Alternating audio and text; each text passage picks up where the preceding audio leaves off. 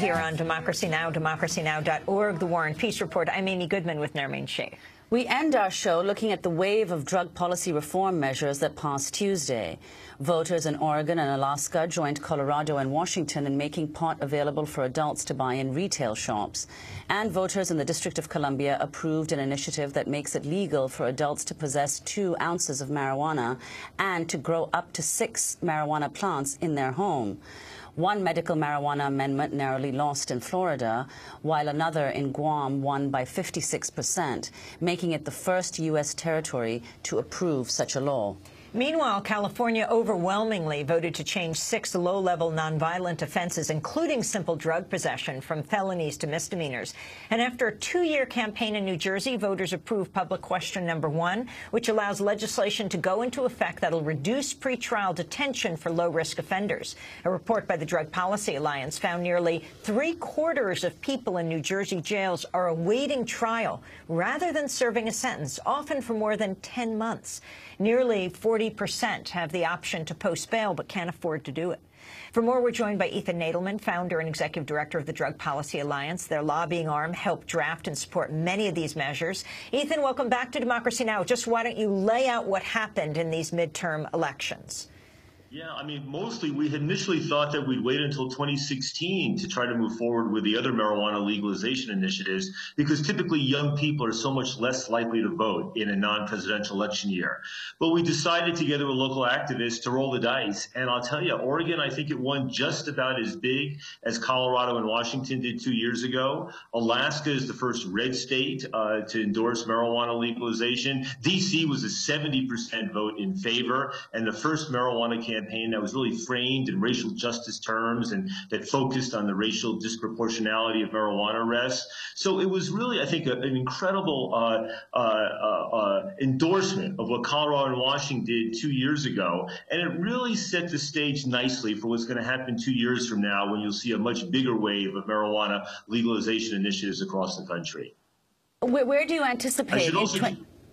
Go ahead. Yeah, I was just going to say, and on the medical marijuana, you know, Guam, funny that happened in Guam, but that's a fairly conservative political jurisdiction, a large U.S. military presence, so that was significant. And in Florida, it technically lost because Florida requires 60% of the vote to win a ballot initiative, but 57 to 58% of the electorate in Florida endorsed medical marijuana. So it may have lost in Florida, but nationally speaking, that huge majority is going to resonate throughout the South and on Capitol Hill. So we really do see a transformation in public sentiment on these issues. And those reforms, linked with the other changes in California and New Jersey, suggest that increasingly the American public is ready to end marijuana prohibition, to tax and regulate this stuff. And on the criminal justice side, it suggests that, you know, a significant majority of Americans now say, let's roll back the prison populations, you know, let's push back the power of the prison industrial complex. I think the wind's really at our backs right now on these issues. And Ethan Nadelmann, so where do you see this going in 2016?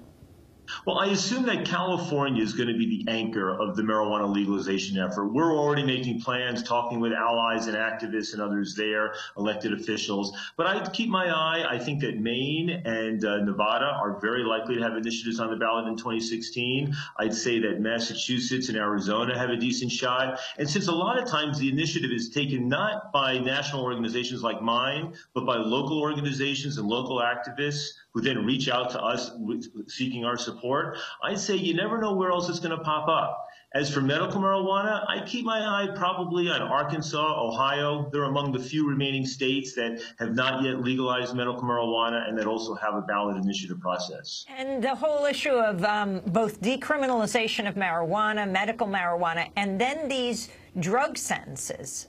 If you could talk about that and the drug war, what it means for U.S. and Mexico. We're speaking to you in Mexico right now. Yeah, no, I'm down here at a TED Light Festival, Ciudad de las Ideas in Puebla, Mexico. I think there's 2 major implications outside the United States. The first one is that when you're down here in Mexico, the previous president, Calderon, oversaw this massive and disastrous war on drugs. But to his credit, when he had a chance to stir up the broader debate and raise questions about the failures of prohibition, he did so.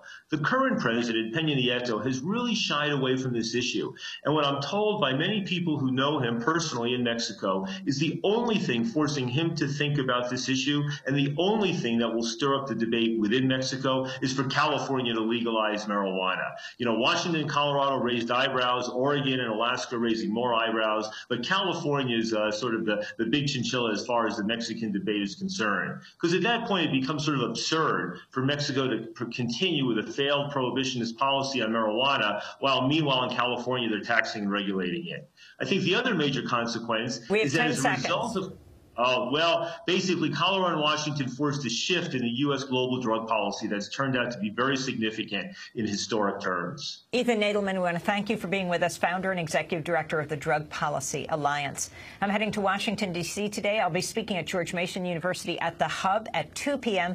and on Sunday in Princeton, New Jersey at Nassau Presbyterian Church at 1:30. Hope to see folks there. Go to their website, democracynow.org. Democracy Now! Is produced by Mike Burke, Renee Feld, Sarah Mate, Stu Martinez, Sam Alcoff, Hani Masood, Ravi Karen, Dina Guzder, Amy Littlefield. Special thanks to Julie Crosby, Becca Staley. I'm Amy Goodman with Nermeen Sheikh. Thanks so much for joining us.